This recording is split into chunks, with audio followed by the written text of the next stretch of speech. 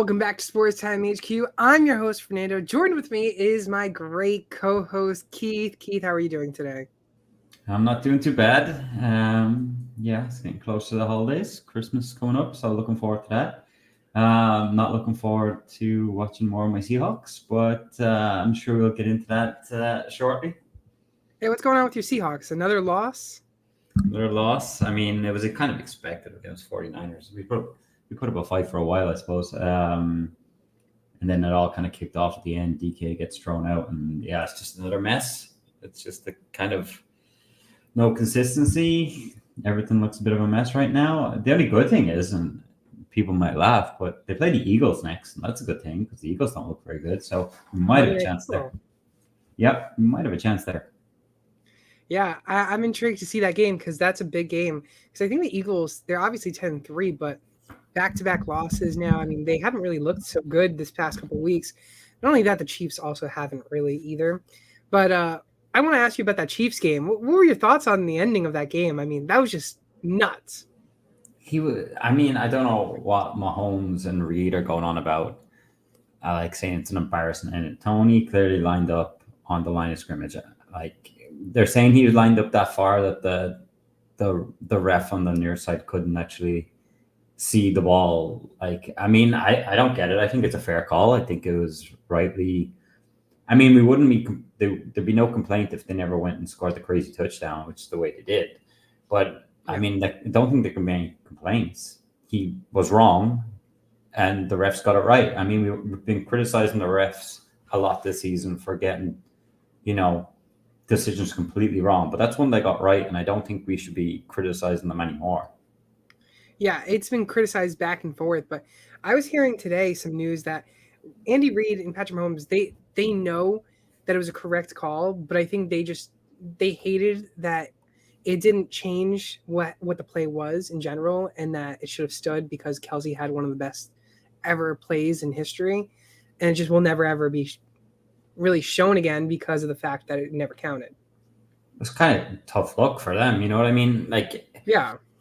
You could complain on the side of that then is that Tony actually is the guy that scored the touchdown. So, I mean, all right, yeah, he didn't get exactly a big of a head start, but still, if you were on the other side of the ball and they gave that, you definitely complain that he did get a head start. Exactly. So I think it was the right call. There's too much being said about it. Mahomes looks like a bad loser, which I don't think he is in general, to be honest. But that's the way it comes across. Andy Reid, his comments aren't good afterwards, saying it's an embarrassing way, and like we can't make these refs look kind of any worse than they are, if you ask me. I mean, they're definitely not been good this year, but that was a correct call, and that should be the end of that. Yeah, and I mean the Chiefs lost. The Bills have now another opportunity to get that playoff push, and right now they're 7-6.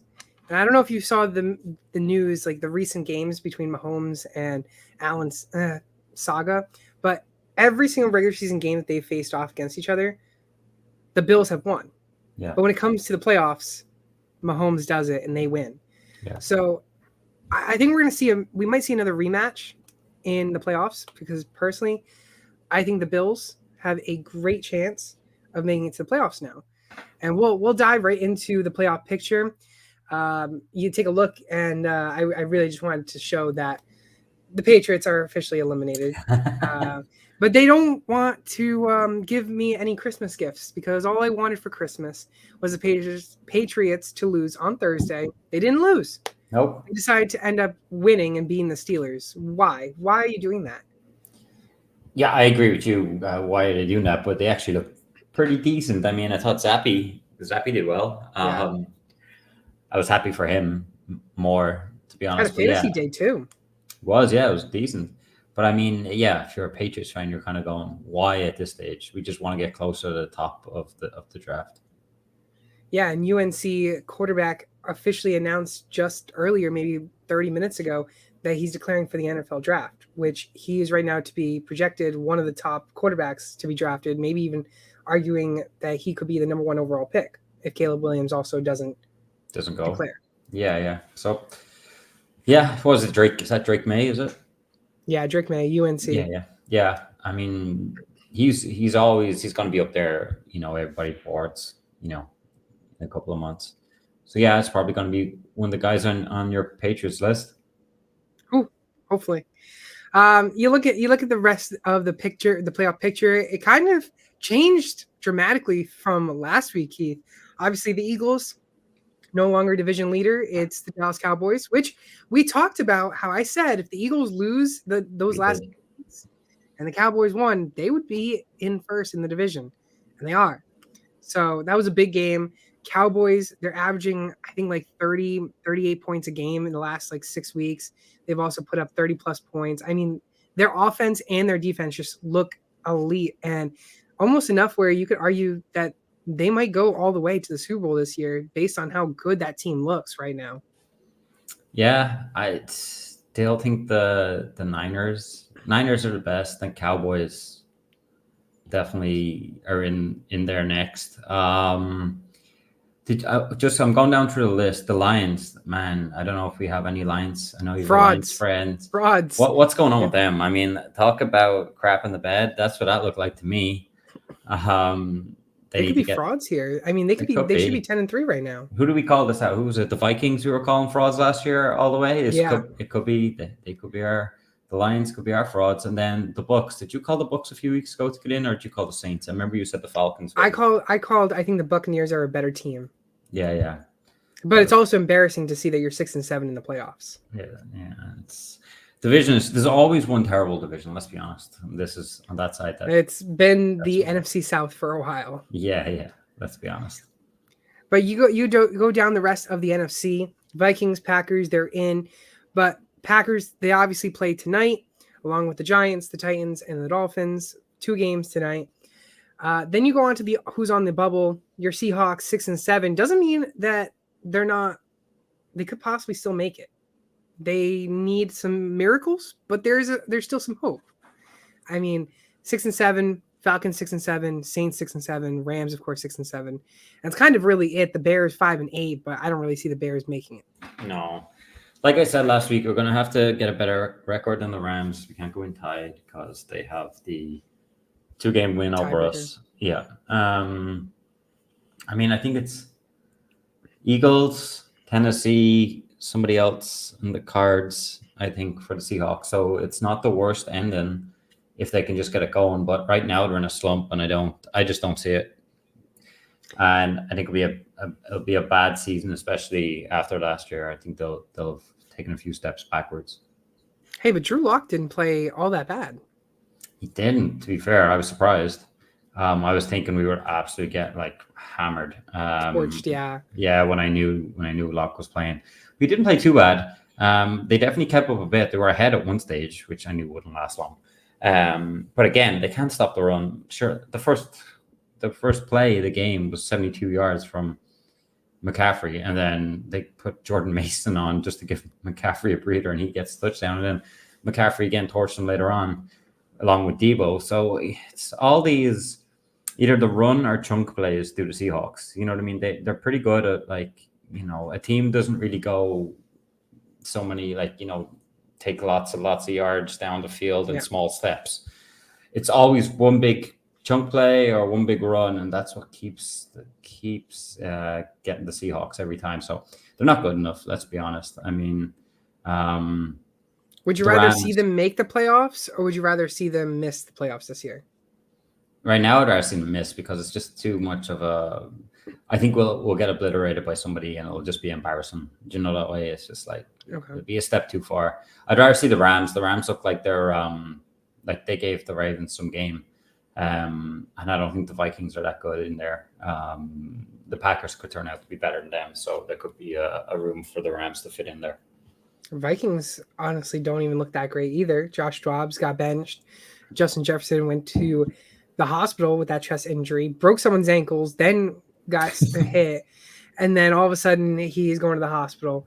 I mean, there's rumors that he is expected to play next week as of right now, but if you're Justin Jefferson's fan, Keith, because obviously this upcoming week, it's playoffs for many, many leagues. Yeah. Are you taking the chance on Justin Jefferson to start after coming back from an injury like that just now? I mean, if you've got him and If you got him and he's going to be active, I think you've got no choice but to play him. Honestly, I Okay. mean, you feel bad for everybody that he missed whatever 6-7 games, and then he comes back and he gets knocked out of the game like that. I'd say he probably lost a lot of people, their chances to make the playoffs because they were hoping for a big game from him. But yeah, if he's active, you've got to put him in. I think I don't even think you should even, overthink it. Just put him in and go for it and see what happens. It all depends on the quarterback as well. You know what I mean? Who's it going to be? Yeah. Nick Mullins? I mean, that wouldn't fill me with a lot of confidence either, but I think Jefferson's too good. You just got to play him. Okay. I'm intrigued. I'm intrigued to see it. I don't know whether or not I would be starting Justin Jefferson, to be honest with you, especially with Nick Mullins if he is the quarterback. Not to mention, I don't know if you saw a meme out there, but it's Justin Jefferson's highlight video from coming back from injury, and it's Aaron Rodgers walking out of the tunnel. That's very good. I didn't see that. Yeah, just thought it was really funny. But going into the AFC, very competitive AFC year this year. Obviously, Ravens 10-3, Dolphins 9-3. They play tonight. Most likely, hopefully, they'll go 10-3. Chiefs and Jaguars 8-5. Browns 8-5. They're sneaking some wins. And then you got a 6-team tie. Steelers 7-6. Colts, Texans, Broncos, Bengals, Bills. All of them are 7-6. Then you got the Los Angeles Chargers, who are 2 games back, 5-8, which Justin Herbert is undergoing the finger surgery, and right now his season is uncertain whether or not he's going to come back at all, which means Max Duggan, former TCU quarterback, would be the starter for the rest of the season. Personally, it's a lost season for the Chargers. You keep Justin Herbert out for the rest of the year. That's my take on that. But as for these teams, I mean, only 2 other teams, maybe you could say 3 other teams, depending on how the Browns finish off their year. But there's 6 teams, and only 2 right now are in that are 7-6. Keith, who do you see? As much as I would love to go with the Texans, because I've been going with the Texans for the past couple weeks, I'm now hopping on the train that it's a year too soon because of all the yeah, they got too many injuries to the receivers. Can you scroll up though to the very top to the AFC? Because I just want to go through them. I mean, okay, Ravens look good. Miami look good. Chiefs look terrible, I think. Jags have looked terrible recently. Browns under Flacco look like Flacco Nation. I mean, he's got them going. Yeah, they said he's going to be the starter now. He's got them going. Steelers, terrible. Colts, I don't know how they're there. Awful. Texans, I know they have their problems, and like I said, it's a year too soon, but I'd rather them over a lot of them teams. Even the Broncos, the Bengals under Browning, I'd rather over a lot of them teams. I don't like the Bills. I don't think they're that good, but I would rather them over the Steelers, over the Colts. I mean, I think there's better teams in the 8, 9, 10, 11 than there is in the playoffs there. I just think it's crazy. Yeah, I personally think that the Bengals and Bills are going to be the ones to sneak in. I think it would make it way better as well if they did, even with Browning. But like Browning seemed to be pretty decent. He can get the ball to their big players. I like Browning a lot. I like him a lot. He looks really good out there. Yeah, I mean, the way the quarterback position has gone, he's kind of showcasing to see if he could get a starting role next year because there's so many banged up quarterbacks. Somebody's going to need one. So, I mean, we've seen so many quarterbacks go down this year. That's it. It just goes to show that these general managers are really going to have to start looking at quarterbacks for their backup position because all these quarterbacks getting hurt, and then what? You put up a guy that hasn't really played a snap in his whole career. That's not going to make you win. Exactly. And then it's just another lost season for your team. Yeah. But yeah, Steelers, I really don't want to see. Colts, I really don't want to see. Browns intrigue me because of Flacco. I wouldn't mind seeing them go into the playoffs. But it's really the Bengals, Bills, and like you mentioned also the 9, 10, 11, the Broncos. I think those are the 3 that have the best chances, even though they're 9, 10, 11. And as much as the Texans have a chance, with the fact that Tank Dell's out for the year, the fact that Nico Collins got injured, the fact that CJ Stroud's in concussion protocol. I mean, there's too many injuries for that team now. And for a team that had so much hope, I mean, they would be in the playoffs right now. They would have won their last game if CJ Stroud and Tank Dell and Nico Collins, they're all there and they're all healthy. Oh, yeah. Because You go into halftime 0-0, and then you lose 30-6 to the Jets. Yeah, I know. No, but that's the way it goes. But like, if you even go where the Chiefs are, I'd rather watch the Bengals. I'd probably rather watch the Bills. I'd probably rather watch the Texans than the Chiefs. All their receivers drop the ball. I mean, I know Mahomes is great and Kelsey is great, but Tony, big time. But all you got to do is double cover Kelsey and let him throw to someone else. You're guaranteed that whoever else he throws to is going to drop the ball. Besides Rashee Rice and Mahomes have that connection now. I like Rashee Rice, and I liked him when he came in. But everybody else outside of Kelsey and maybe like McKinnon or someone out of the backfield, all the other receivers, they just drop them. Yeah, it's brutal. And they're going to understand that next season in the offseason or in the draft that they're going to have to start drafting another receiver because that's the only thing that's hurting them right now. Yeah, and I think Kelsey's starting to look old for the first time. I don't think he moves. You think so? Yeah, I do. I think he. Did you hear also the rumors that he's planning on proposing to Taylor Swift? Yep, I heard them rumors. Is it on her birthday or his birthday or someone's birthday? Yeah, on her birthday in 2 days, the 13th. Yeah, and I also heard he's thinking about retiring as well at the end of the season with Jason. Way. Yeah, with Jason. I heard that one as well. Wow. The two of them retired together. Imagine. That'd be interesting to see. Going through some other news and injuries. Obviously, we already got the Swiftie news, but some other quarterbacks. Kenny Pickett, he is out for Week 15. That means Trubisky will be under the helm again. Alexander Madison, he suffered an ankle injury day-to-day. Ty Chandler, he looks good. So if Madison is out, look for Ty Chandler. Ramondre Stevenson had that ankle injury, was out for Week 14. Week 15, he's going to be questionable. Just watch out for that. But if he doesn't start and he's out again, Zeke to the moon. I mean, we saw him put 27 points up just this past week. Justin Jefferson, we already said that he has a good chance of playing for Week 15. Nico Collins got that calf injury. Just watch out for that. Aaron Jones is out tonight, which means A.J. Dillon believers. Well, good luck because he's only really scored 12 points at most. So if you're really trying to win and you had Aaron Jones in your running backs and you have A.J. Dillon, I don't know how much more productive A.J. Dillon will be, but who knows? Maybe he'll be. Wouldn't be confident. Yeah, definitely would not be confident in that. And then concussion protocol: C.J. Stroud and Tutu Atwell. Just watch out for those two because those are kind of two big names. C.J. Stroud definitely, but Tutu Atwell kind of made a little bit of his name for himself these past couple months this year. That's kind of really all the news. Keith, any big ones that you know of? That I haven't said, or anything that you want to add on any of these injuries? No, nothing really. I suppose for your playoffs and 2 QB leagues, I suppose watch out for Stroud. Hopefully, it's only a 1 week thing. But, one can only hope. One can only hope. Yeah, I have him in a couple of leagues, and I'm fighting to get into playoffs. See how tonight goes. But yeah, you gotta watch out for that one because a lot of players they've been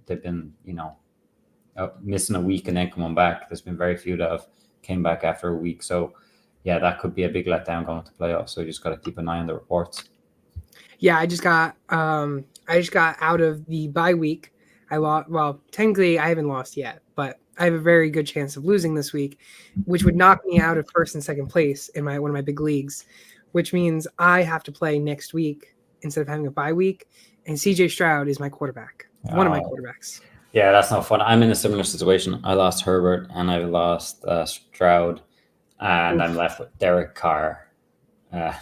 So I'll be playing Derek Carr anyways, and I just hope that Stroud's all right. So, but I think I might just, if Stroud's okay, I think I might just play Stroud. I'm pretty loaded at wide receiver, so I'm going to try and see if I can just play all my wide receivers and hope for the best. Maybe you can go look at the waivers for quarterbacks this week. We'll dive right into the waiver wire picks. But again, if you haven't done so already, go to Underdog Fantasy, use code SportsTimeHQ. They'll match your first deposit up to $100. Good time to be betting tonight. 2 games, 2 slate of games, a lot of good over-unders. So go check that out. And then if you're still looking to purchase a trophy, ring, or a belt, or a wall metal art with like a Travis Kelce poster or whatever, go to trophysmack.com/sportstimehq. Well, let's get into the waiver wire quarterbacks. Keith, let's start with you. Who is your waiver wire quarterback? I think it was your guy last week, if I'm correct. It's Matthew Stafford. I mean, that guy balled out this week in a tough matchup against the Ravens. Threw for 294 yards, 3 touchdowns, no interceptions, over 23 fantasy points. He looked great. I mean, Puka Nacua, there's your Puka Nacua segment coming up again. Don't worry. I already implemented one later on in the show. Oh, you're good. So, I mean, he was balling out. Cooper Cup was balling out. They were saying that these two guys couldn't have great fantasy days together. Well, we've shown that they can. They had this tight end Allen, I think, in for Higbee. He did well. Never seen him before, but I think he had 12 or 13 fantasy points. He looked good too. So the ball was being spread around. Kyron Williams got his share too. So this offense is getting going a bit now. And they have a good matchup at home to Washington this week. So I'm expecting another big week for Matthew Stafford. Yeah, it was Davis Allen, the tight end for the Rams, who was a 5th-round pick this past year in the draft. Got you 15 points. Did anyone start him? Does anyone even own him? No, that's the answer. But Stafford is a really good shout because we've kind of been bouncing back and forth between us two with Stafford. Yeah. I mean, he was your guy, then he was my guy, your guy, my guy, now your guy again. He's consistently staying on that waiver wire quarterback ads of the week. Maybe we won't talk about him next week, but we've been talking about him for so many weeks now, and he's been producing, and he's only 52.9% owned, which means you can still go get him in almost 50% of leagues that you're in. Yeah. I mean, like we've already talked about big weeks coming up. I mean, 1 quarterback leagues. I mean, like you said, Stafford's out there, 50% of leagues. There's definitely going to be guys out there hurting with Stroud and other quarterbacks. So Stafford's definitely a great pickup this week. Yeah, and we'll go into my guy, which these two teams, they faced 2 Super Bowls ago. These quarterbacks are not the same. Stafford is, but not this guy. But it's Jake Browning. I mean, let's talk about him. QB4 the last 2 weeks, a top 5 quarterback. He had 18 completions, 275 yards, 2 touchdowns. He did throw 1 interception, but he also rushed for 7 yards and a touchdown. He's now put up 24 plus points in the last 2 weeks. They go on to face the Vikings next week, which is a little bit tougher of a matchup, but Vikings to quarterbacks, they allow just above 16.5 fantasy points. So even if Jake Browning gets you 16.5 points, I think that's still enough to be able to get you a win because these quarterbacks have been all over the place recently, but I don't see him going that low. I personally can see Browning get another 17, 18, maybe even 20 points this upcoming week against the Vikings. Yeah, I mean, he's looked good, let's be honest. He knows how to get the ball into the playmakers' hands. Chase, Higgins, hands off to Mixon, Chase Brown getting involved. I mean, they spread it around as well this week. And everything looked good. So even he even got a touchdown himself, didn't he? A little quarterback sneak. So, yeah. I mean, he's doing it all. He looks good, and his confidence is high. So, yeah, why not? I'd definitely take a chance on him. Yeah, I like Browning. I'm personally taking Browning over Stafford right now because of how much I'm all over Browning. Shooting for upside. Shooting for the upside, that's for sure. And Browning's got a little bit of rushing ability too. Yeah. Versus Stafford. You look at the alternate quarterback options. Russell Wilson's still on the board, but you got that floor, 16.5 points. Then you go with Baker Mayfield. Desmond Ridder popped off, and then can't forget about Mr. Flacco because he's racking those points, 21.3 points. I think out of all these players, Joe Flacco is my guy. Yeah, it's kind of odd, isn't it? I mean, Desmond Ridder, I'm like, he's all over the place. I'm not in on him. I get he had a good week, but then he gets you like 5 points the next week. Joe Flacco at 38, I think he looks like he's had a new lease of life there.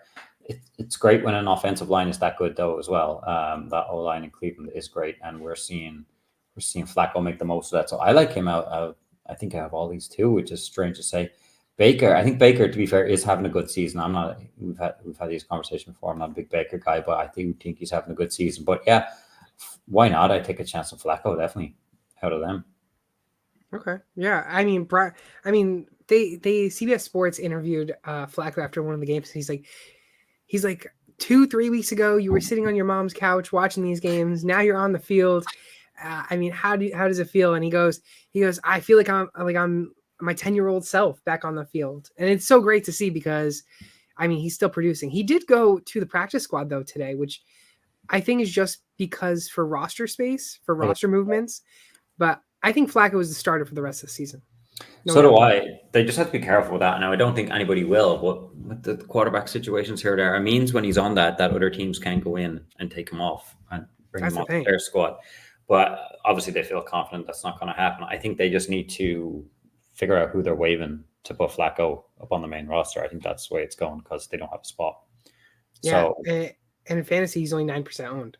yeah, I think that's what it was like last week. The minute he played, he got dropped back down. And even though they came out this week and said he is a starter, they need to figure their squad, out there and get Flacco back in. But yeah, there is a chance with, especially Justin Herbert and a few more gone down that they could look his way. I very much doubt it. And obviously, Cleveland are confident nobody's going to come and take him. But yeah, they'd probably want to sort that situation out soon and get him back up with the first team. Yeah, because you don't want to take the chance. That's for sure, especially Exactly. in playoff contention, sitting at 8-5. Yeah, I agree. Let's go into our running backs, and man, these running backs were brutal this week.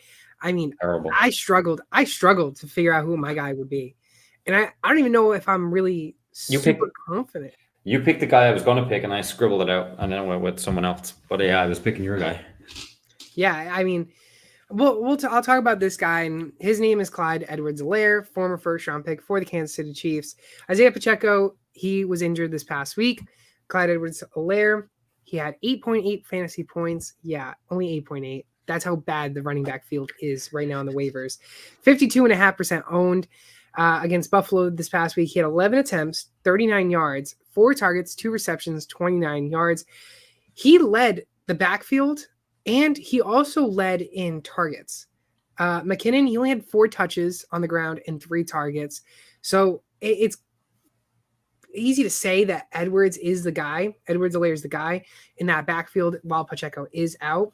In Kansas City, I think they're going to be leading against the Patriots. I mean, if the Patriots are beating the Chiefs, there's a problem, and I don't know what I would say. I'd be speechless. But Kansas City should be leading that whole game, which means you're going to expect more groundwork, which means the guy who has been getting the groundwork is Edwards-Helaire. That's why I picked him over McKinnon, but McKinnon obviously gets those targets, and that's my only concern, that he could take away PPR points from Edwards-Helaire. Yeah, I mean, like you said, the running backs were terrible to pick from this week. I had Clyde down, went for somebody with just more upside. Yeah, I don't, I like it as much as I can, I suppose. It's not brilliant. If you look at the points, I'm pretty sure McKinnon was barely used, but he actually scored more fantasy points, just the way it goes. But the person that's going to get all the work, I think, going forward is Clyde. And like you said, you imagine there's going to be a decent lead against the Patriots. So, like you said, all the work should be on the ground. I'm expecting a big win from the Chiefs. You're going to get a pissed off Patrick Mahomes, Andy Reid. So I imagine they'll take a lead early and then hopefully hand it off all the way to Clyde, and he'll see a better fantasy day. And there's going to be no mercy for the Chiefs in that game. Oh yeah, they are making sure they win and win heavily. That's what I expect. Yeah, I mean, so Edwards-Helaire should be the guy if you're going after a Kansas City running back. Jerick McKinnon, obviously, if you're in a very deep league, McKinnon could also be available, but Edwards-Helaire should be the guy first. Then, if you really need to go get another running back, go get McKinnon as well. But yeah. Keith, for your running back, are you reaching in the waivers for him, or are you going after him and chasing him down? Chasing him down in the waivers. It's Chase Brown for the Cincinnati Bengals. I mean, his numbers aren't amazing. I mean, he rushes 8 times 25 yards, but then he has 3 targets, catches them all for 80 yards, and because he got that one big run and a touchdown.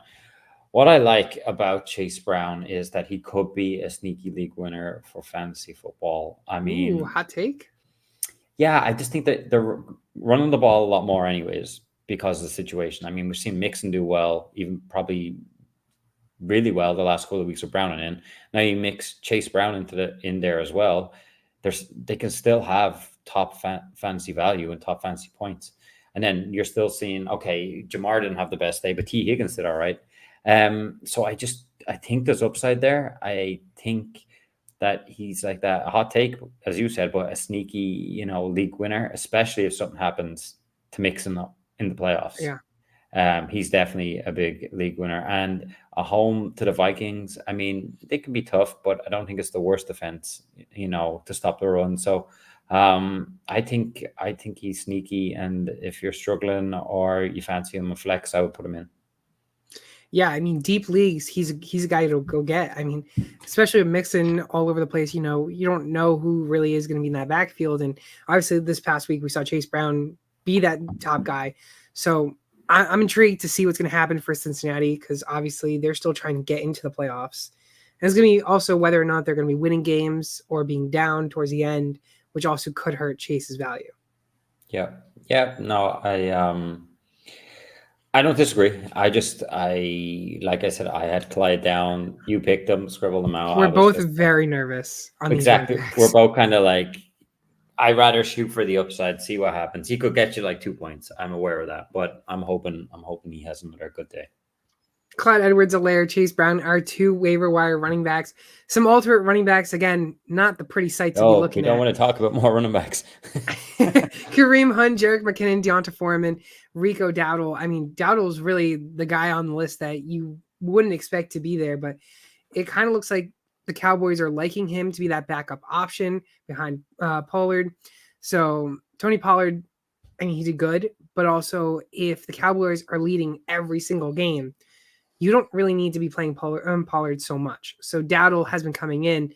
12.2 points, not a bad shout for Dowdle, in my opinion. And I think I would have to rank Dowdle, then McKinnon, then Hunt, Foreman.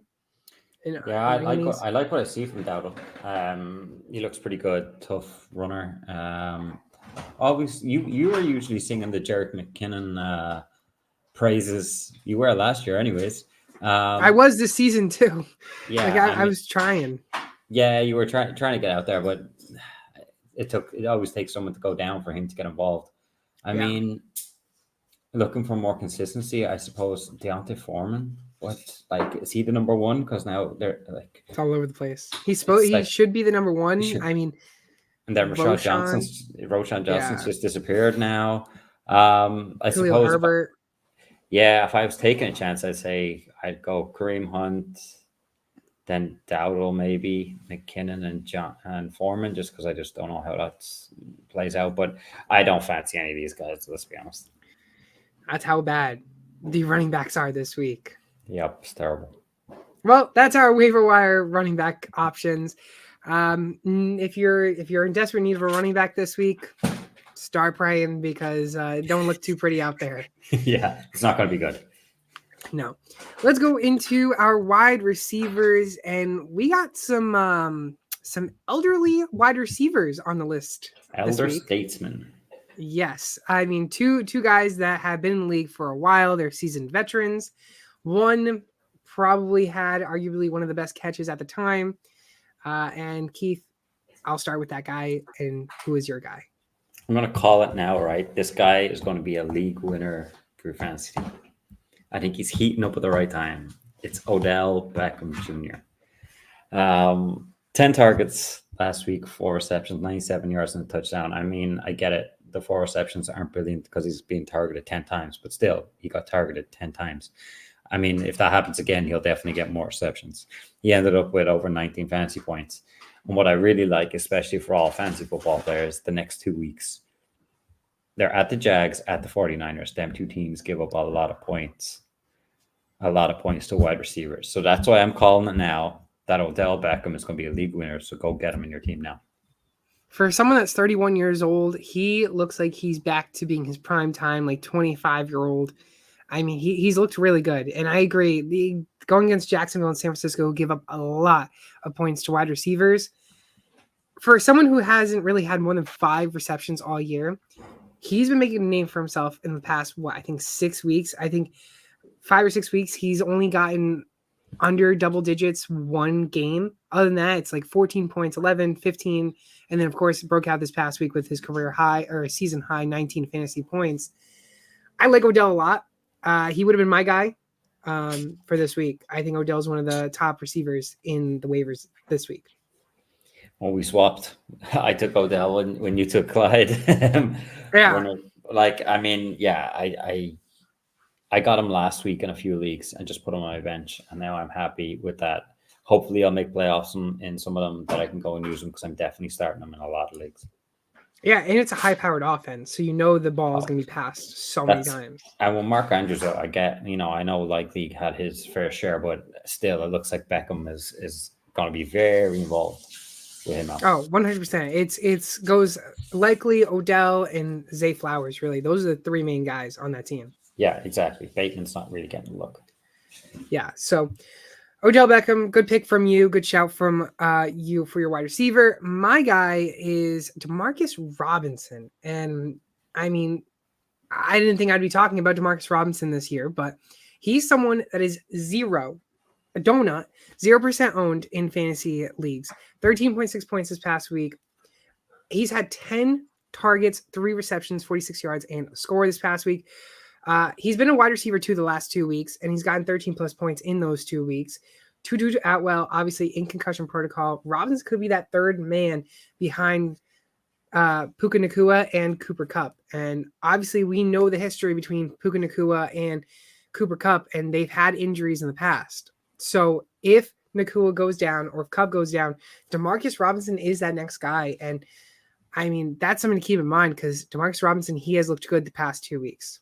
Yeah, this is a pure see them play, and I like it at this time of the year. I mean, his floor could be 0. You know what I mean? He could get absolutely nothing, but then he could like shoot you to the moon and get 20 plus points. So I like this. I like this play, especially this time of the year. I mean, you got to have enough floor players in your team or enough top players that are going to get big points, and then you put these type of players in who could just really tip you over the edge and get you a big win and into the playoffs or even take you to the championship. So yeah, I like this call, especially like you said, Atwell's gone down.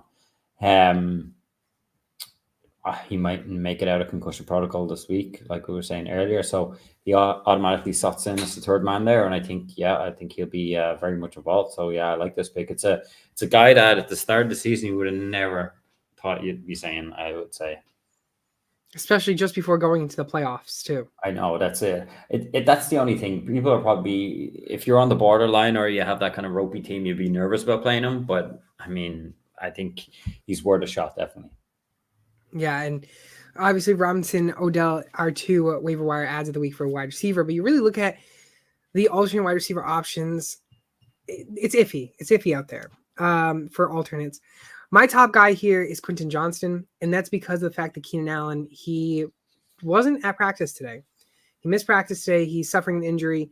If Allen somehow misses this week's game, which if he does, my fantasy team for the playoffs is done. Because then I lose CJ Stroud. I lost Keenan Allen. I mean, you might as well just give me an L for this league. But Quentin Johnson, 12.1 points. He will see an uptick in receptions, targets, everything along those lines.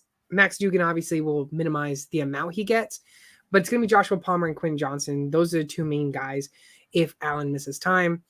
Juju I threw out there because he didn't look that bad. Obviously Demario Douglas and Devontae Parker were out, so just watch for that because if they're also out again, we might see another uptick in Juju's production.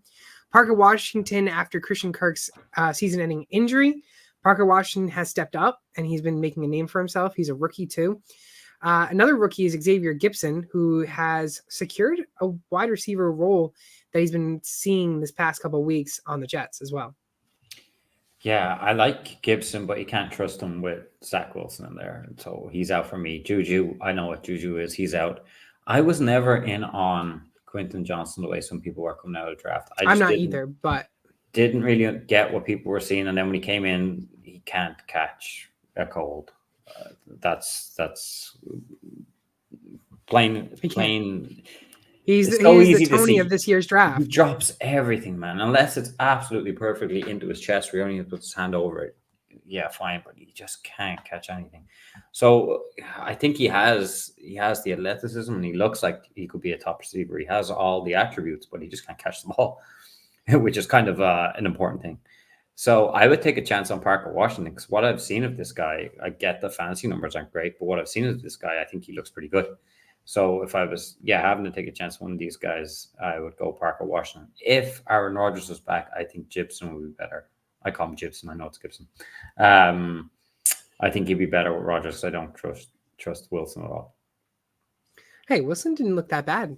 It probably was his best game ever this past week. Yeah, it probably was, but we all know it's Zach Wilson. Yeah, we all know.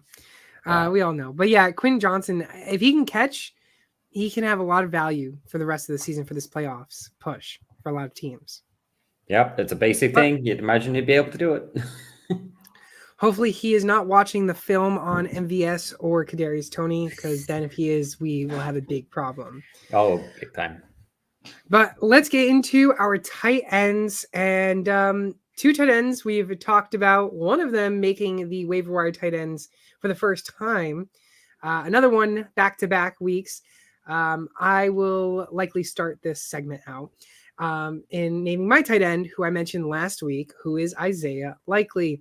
The fact that he is under 70% owned is a problem, because I said it last week. Everyone's going to forget about him. Sure enough, everybody forgot about him. 57.1% owned, 19.3 points this past week. That 8 points that we saw a few weeks ago, that's kind of like his floor that we're going to see for the rest of the season. And this looks like where we could be seeing the ceiling, maybe even higher with this 19.3 points that you just put up. Jacksonville is who they face next week, who gives up the fourth most points to tight ends this year, on average about 13.1 fantasy points to those tight ends, which just goes to show you that Isaiah Likely could be one of your league winners for the tight end position. Yep, I go with that. I mean, I don't get how he's not over 70% owned, especially. I mean, he could be tomorrow, let's say, when they all go through, but I'm surprised after last week. I'm surprised, people didn't jump off him after the bye and just be like, he's just free, just go take him, put him on your bench, and then just wait to play him. But yeah, I think he could be on for another big day this week. Jags bleed points to the position. They're bleeding points to any players right now anyways. But yeah, I think he could hit the over 20 point mark easily this week. He looks great. I think he looked good last year when he was playing more with Andrews.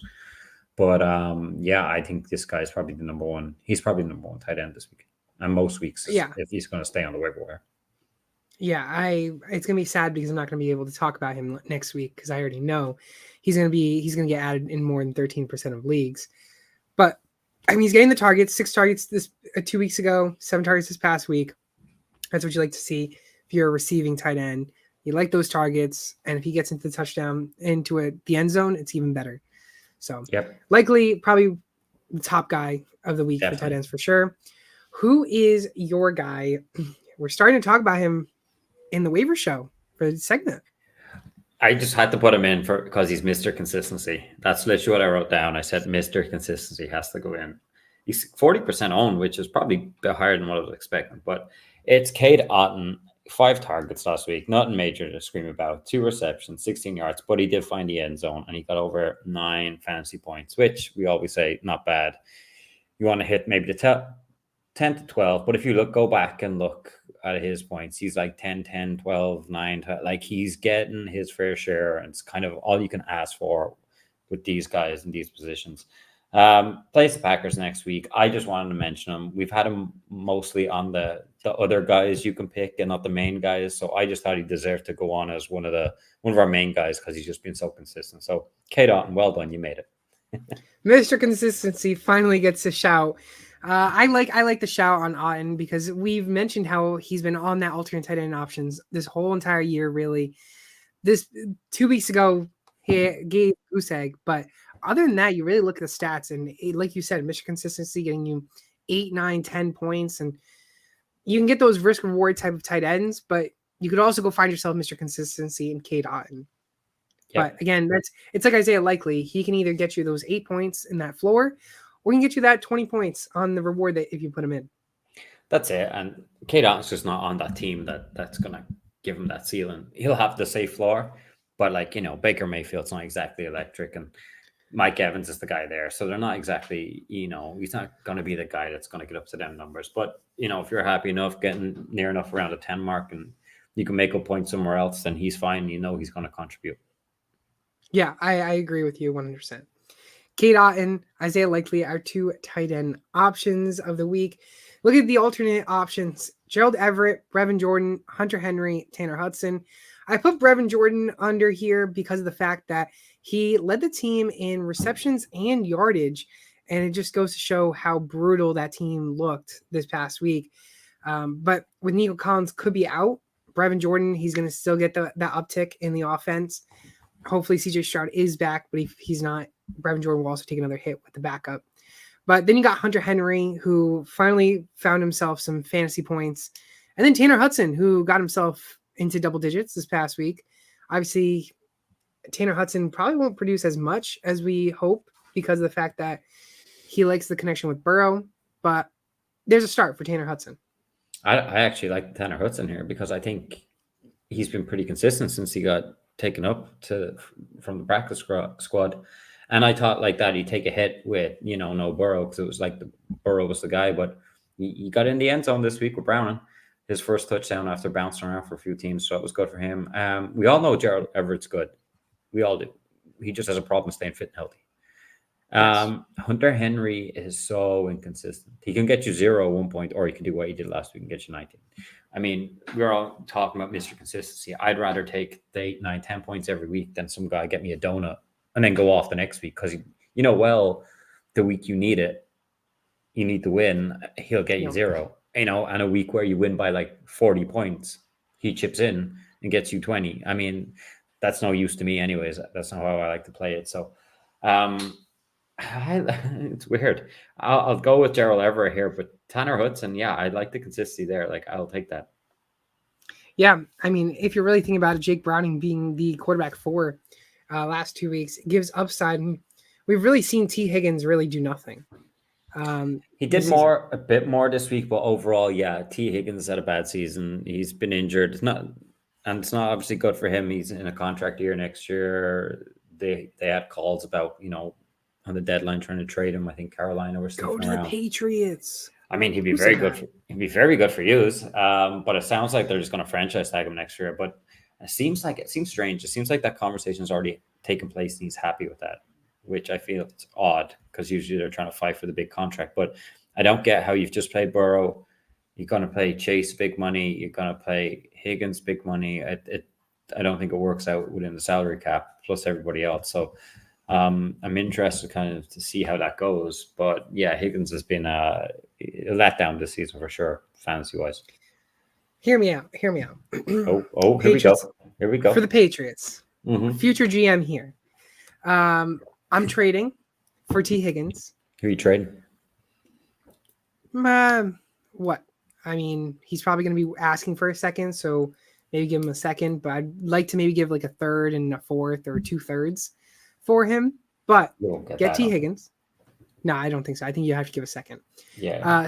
Or even give him like a third and like Juju or like swap receivers. I don't know. Something along I think they're okay at receivers. If you gave them Matthew Judon, or if you gave them like an older. No, Judon's the piece. He is, but I'm talking about. I know how good he is. I'm talking about, say, like he's no spring chicken. Give him an older guy That's true. They'll get maybe a couple of years out of him fit and healthy, where they can make a run for the playoffs. They'll fit someone else in the wide receivers, and it won't kill you guys either. Personally, I'm also fine. Maybe I'm fine giving away Judon only because our defense is always unstoppable. Our defense is usually always good. But give a second maybe for T. Higgins. You draft Marvin Harrison with your number 2 overall pick. So now you have Marvin Harrison, T. Higgins, and Demario Douglas, Kendrick Bourne, whoever's the other guy. Wherever you want to be. Who. Yep. Yeah, whoever you want to be. Then tight ends, keep Hunter Henry. Quarterback or running back. I'm fine. I'm fine with Ramondre and Zeke, but if Zeke goes, yeah, that's what I was going to ask. Would you keep Zeke? Depends on how much he wants. But I'm also perfectly fine, maybe even getting Derrick Henry. Hear me out. Derrick Henry's on his contract here. He is. He's getting old. He is. You can't be giving him every single touch. Split the workload with Ramondre and Derrick Henry. I mean, that'd be great. That'd be great. Just how much is he going to cost? That's the thing. Even for 1 year, Henry could be expensive. Pay him. Okay. Then you get Kirk Cousins as your quarterback.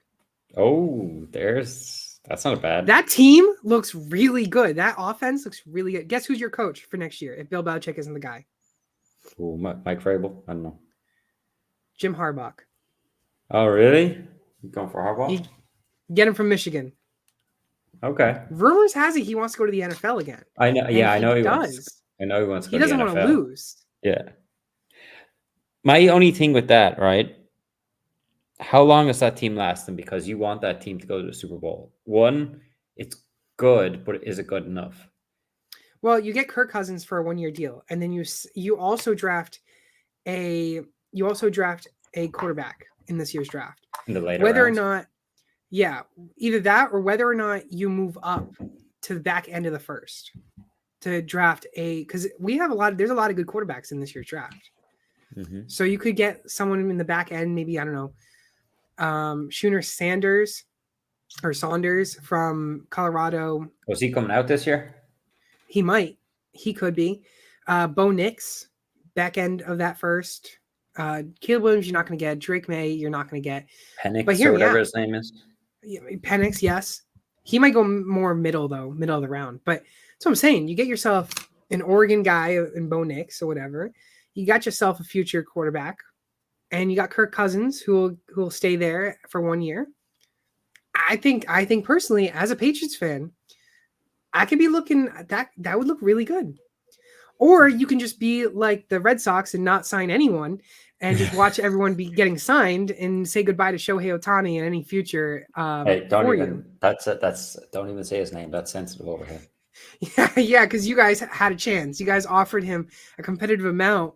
You guys had what, 50 person meeting with him? Did you not hear, like last Friday? Did you not hear all that? Yeah, he met up with them. No, so a plane left, and everybody was on Ohtani watch. I know this NFL, but still, yeah.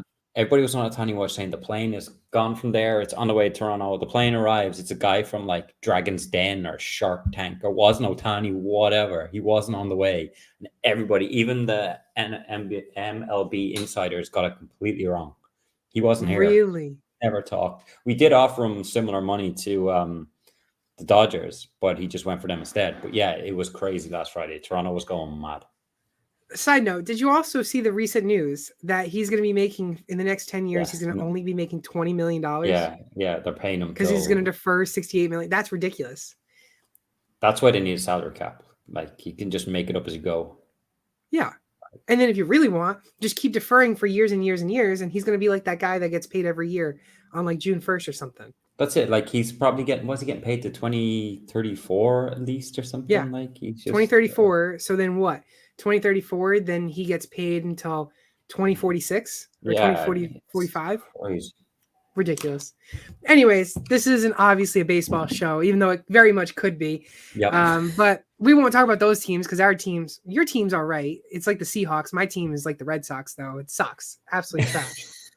But let's go. You know what else sucks? Monday Night Football. That's what sucks. We need to stop with this. Okay. Oh my God.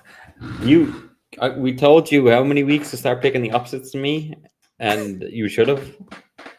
Should have, could have, would have. And we talked. I said it last week again. I said, watch, I swear, if the Bengals win, there's a problem. And, Jaguars should have won. Should have. But, hey, now we're sitting here. I'm 4 games back. Still a chance because you know what? We have 2 Monday Night Football this week. We have 1 next week. And then Christmas comes and we have 3. Oh. So there's a total of 6 games left. I'm 4 games back. So I don't know how this is gonna. I could still win. I don't know how it's gonna work. You need to pick the opposite to me, though. Yeah. So let's go with your guys.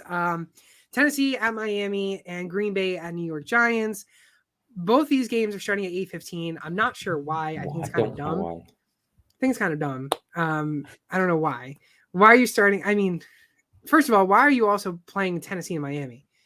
I'd rather actually see the Patriots and Chiefs over Tennessee and Miami. Same. I mean, this year's schedule has been one of the worst, especially for primetime games. But then when you put 2 on at the exact same time, which you don't really care a whole lot about either, it's like, what do you do? But I'm personally rather watch Green Bay in New York. I think that's going to be a closer game. Yeah, I'd rather watch that. I suppose before I kick off, I got a message to say is for apology from last week from someone. Because I picked the Jags. Well, apologies for picking the Jags.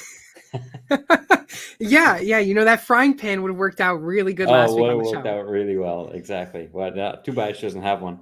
But getting back to What this was the week. reaction, by the way? Because you told me that she wasn't up to see the ending of that game.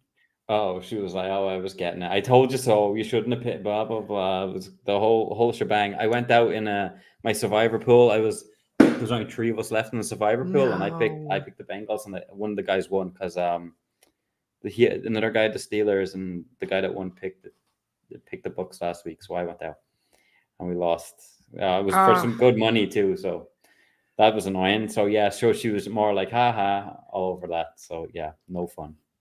No fun indeed. The no fun league. That's what it is. Yeah, exactly. But I'll go with this week. I'll start with the Titans at the Dolphins. I've got the Are you Dolphins going with the winning. Titans? You going with the Titans? I am not. You can go with the Titans, but I'm going with the Dolphins 34-17. 34-17. Wow. We've got a very very close one. I have the Dolphins as well. I will be going with the Dolphins. 31-17 is my final score. Oh, okay. We weren't too far off. Yeah, no, we were really close actually. So and we have Green Bay in New York. Yeah, I mean, there's not much to say about that. I think we expect Dolphins. We clearly expect Dolphins to win. Yeah. But like you said, this is going to be closer. I will say a Packers win. I'm saying Packers 27, the Giants 10. Wait, 27-10? Yeah, for the Packers. You're out of your mind. Am I? Tell me what you got. You think the Giants are going to win? No, you think it's that? Well, no, but you think it's going to be that far apart? Well, no. Yeah, I think Jordan Love's looked really good in the last few weeks. I don't see why not. Are you going against Tommy DeVito? I am. I seen what he turned up in. I'm definitely going against Tommy DeVito. You know who's going to be showing up today in New York? Who? Katy Perry, the hot and cold. Oh no. No. She's not turning up. So, Jordan Love is going to be hot. So you can go on my Instagram and you can see my week 14 predictions. We post them every week. My prediction going into the week was Packers win 21-16. I still stand by that. But based on the records in this Monday Night Football predictions not going the way I want it, I have to throw some darts out there. So I will be picking the Giants. Oh, you're actually trying this week. You're actually going to go against it. I'm going to go against it. I was thinking to go with the Titans, but if I went with the Titans, there's a problem. There's a big problem because the season will be over for me. And if the Packers win, the season's basically over. It's done. It's done for me. And Keith will win Monday Night Footballs this year. You'll be getting that poop trophy that you want to get. It'll be you getting it. So I want to know what's your prediction on this for the Giants, even though you said they're going to win. Giants win 24-23. It comes down to the very, very end. I mean, that'll be a fun game. You're putting a lot on DeVito's back here. Listen, DeVito's got it. He's going to carry them. You better call him and tell him. You better call him and tell him this was on. We did this live, and I put everything on you. Tommy, listen to me. I got $100,000 on the line. My whole house on the line. I need you to win tonight against the Packers. Thank you very much. Good luck tonight at 8:15. He's got it. He's ready. He's ready for it. He's locked in now. He's locked in, and I'm telling you, Katy Perry's there, hot and cold. Jordan Love, he's going to be cold this week, as much as I really don't want him to be. But based on these predictions, I love how this is going. It's like you're forcing yourself to just go everything for the Giants, even though you want to do it all for the Packers. And even as a Patriots fan, the fact that I'm going with the Giants, garbage. It's garbage time for me. That's what it is to end this season, to end the year. But you got to try. We could be very close in records, maybe even tied right now if I went with those opposites. The last 2 or 3 weeks, you just picked the opposites, we'd be tied, I'd say. Not even 2 or 3. It's been like 5 straight weeks. Nobody's won in ages. It's been horrendous out here. And didn't I tell you I was going to hit 10 losses by the time you hit 10, before you hit 10 wins? Yeah, true. I said it. And so Dolphins, they will win tonight, not the Titans. And I swear. If it's the other Just way hear me out. around. If it's the other way around, I am cursed. I'm cursed. That's it. I'm done. I'm cursed. We just need to stop with this. You just need to we'll do it next season, but it's done. Yeah, my night football is slashed from our segments. Yeah, definitely gone. But those are our picks. I got Dolphins 31-17. I sadly have the Giants 24-23. Keith has the Dolphins 34-17, and he has the Packers 27-10. He thinks Jordan Love is going to be hot, but Katy Perry is there, so he will be cold. Anyways, let's go into the end of the show. If you haven't done so already, be sure to go to trophysmack.com. Go get yourself a trophy, ring, or a belt. I'll be getting myself a trophy once I win Monday Night Football predictions after having a miraculous comeback to end the year. You mean next week? Maybe next year. We don't know. Also, next week is our final show of the year. We won't be around for Christmas Day or New Year's Day, but we'll be back the week after and holding ourselves to the playoffs, and we'll be drafting playoff players and all that what we did last year as well. So be on the lookout for that. Next week, of course, our last show of 2023. It's been one heck of a ride. But if you haven't done so already, also go to Underdog Fantasy. Use code SportsTimeHQ. They'll match your first deposit up to $100. Keith, tonight, Tua Tagovailoa over under on 20.15 fantasy points. Oh, over. Now, what if, hear me out, what if it's more of a run game? If they have that big of a lead? He'll air it out early to Hill and Waddle and get up there enough, and then it'll be fine. I still think it's over. Okay. I will also be taking the over. I think Tua probably will get like 21, 22 points. Yeah. It'll be close, but he'll get it. Derrick Henry, 56.5 rushing yards, over under. He's hit 56.5. He's hit the over in the last 2 weeks, but before that, he didn't get it for 2 straight. Are you taking the over or the under in Derrick Henry's 56.5 rushing yards? If the Titans are going to be competitive and give them a go, they need to hit the over. So that's where I'll be going. I will also be hitting the over on that.